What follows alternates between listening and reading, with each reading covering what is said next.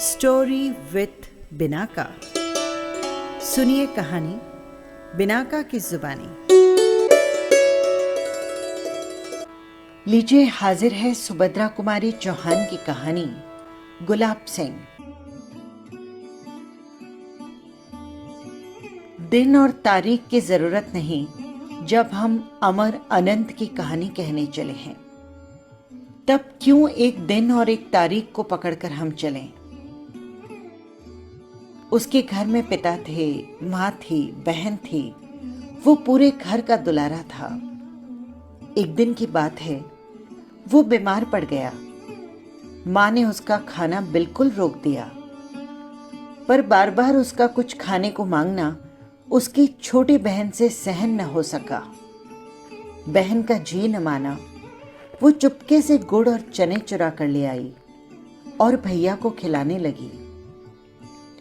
हाँ, ये बात और है कि उसके बाद भैया को बुखार चढ़ गया। इसके लिए वो माँ बाप का गुस्सा सहने को भी तैयार थी, पर भाई ने भी वो गुड़ चने की बात किसी को नहीं बताई, और बहन बताती ही क्यों।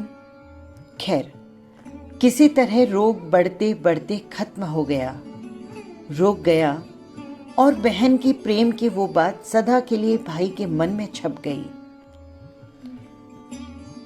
ऐसी एक नहीं अनेक बातें थी, बहन की, माँ की, पिता की, जो उसके मन पर छपी हुई थी। वो कभी कभी उनसे लड़ता झगड़ता भी, पर आंखों के आंसू और मन के रंग उसके अंतस पर छपी तस्वीरों को न धो सकते थे और न धुंधला सकते थे। एक दिन ऐसी हवा बही कि मुरझाए हुए मनों में नई जान आ गई।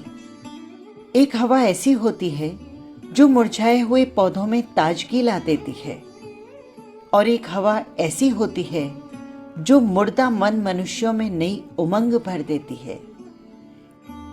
ये उमंगों वाली हवा थी। बड़ा भारी जुलूस निकला, कौमी झंडे का जुलूस था वो। पर बादशाह का हुक्म था कि जुलूस न निकले, झंडा न निकले। शहर में आतंक छा गया। बड़ा जालिम था वो बादशाह। बड़ा आया बादशाह, क्यों न निकले जुलूस और क्यों न निकले झंडा। भाई ने बहन से कहा। बहन क्या कहती, उसने तो सुन लिया। फिर उसने पूछा, भैया कौन है ये बादशाह। भैया ने कहा, होगा कोई। बहन ने फिर से पूछा, तो फिर जुलूस क्यों न निकले और क्यों न निकले झंडा। भाई कटु स्वर में बोला, हमारा देश बादशाह का गुलाम जो है। तब बहन ने उत्तर दिया, तब तो जरूर निकले जुलूस, हम जरूर फहराएंगे अपना झंडा। देखते हैं भैया कौन रोकता है हमें। झंडे की तैयारी होने लगी। बहन ने अपनी पुरानी ओढ़नी को फाड़कर झंडा बना लिया। लाल और हरा रंग भी चढ़ गया। भाई ने उसे अपने खेलने के डंडे से बांध लिया। झंडा तैयार था। अब भाई झंडा लेकर चला। बहन आग्रह से बोली, अरे भाई जाते कहाँ हो, हम भी तो साथ चलेंगे ना। पर बहना, बड़ी दूर जाना है, तुम थक जाओगी। नहीं भैया। नहीं बहना, फिर तुम बताओ जुलूस कौन बनाएगा। तुम झंडा उठाना, हम जुलूस बनकर पीछे चलेंगे। नहीं रानी, तुम जुलूस नहीं। अच्छा तुम एक काम करो, हमें रौली का तिलक लगाकर विदा करो, जैसे एक राजकुमारी अपने राजकुमार भाई को विदा करती है। बहन ने खुशी से किलकारी के साथ ताली बजाई और दौड़कर थोड़ी सी रोली, थोड़े से चावल सजा कर ले आई। थाली में एक दिया भी जल रहा था। भाई की आरती जो उतारनी थी। मुंह के चारों तरफ घूमती थाली एक आभा मंडल बनाने लगी। उसने देवी देवताओं के चित्रों में भी वैसा ही आभा मंडल देखा था। भाई के चारों तरफ वैसा ही आभा मंडल देखकर वो बहुत खुश हो गई। बहन ने भाई के माथे पर तिलक लगाया, चावल सजाए। तब भाई ने बहन के पैर छुए और विदा ली। बहन ने भाई के सिर पर हाथ फेरा और बलैया ली। अब वो झंडा लेकर चल पड़ा। बहन दरवाजे पर खड़ी देखती रही।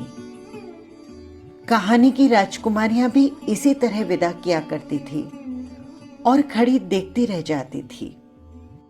दूर तक भाई के लहराते हुए झंडे को जाते हुए वो भी देखती रही। बहुत दूर जाने पर बादशाह के सिपाहियों ने झंडे वाले को रोका, पर वो रुका नहीं रुका तो बादशाह के सिपाहियों ने उसे गोली मार दी। वो गिर पड़ा, लेकिन झंडा उसके हाथ में था। गोलियां चल जाने पर किसकी हिम्मत थी कि सड़क पर जाता और घायल को संभालता।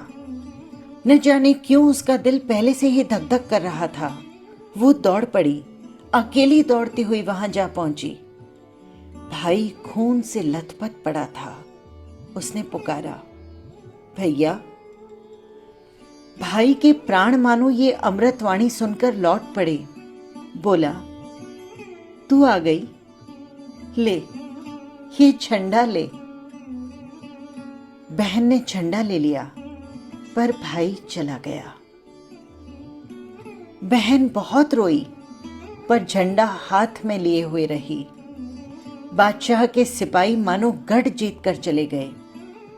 अब बहुत सारे लोग वहां पहुंचे। अर्थी उठी।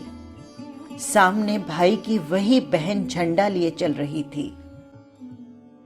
बादशाह का हुक्म था कि जुलूस नहीं निकलेगा, कौमी झंडा नहीं निकलेगा, पर जुलूस भी निकला और झंडा भी निकला।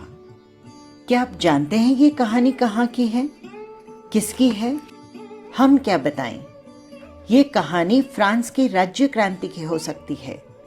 ये कहानी रूस की राज्य क्रांति की हो सकती है। ये कहानी हिंदुस्तान की सन 1942 की क्रांति की भी हो सकती है, क्योंकि ये घटना चिरंतन है, अनंत है। ये जैसे पेरिस में, मास्को में, वैसे ही जबलपुर में हो सकती है। जबलपुर में? तो क्या उस वीर बालक का नाम गुलाब सिंह हो सकता है? जी हां, ये वीर बालक गुलाब सिंह ही था।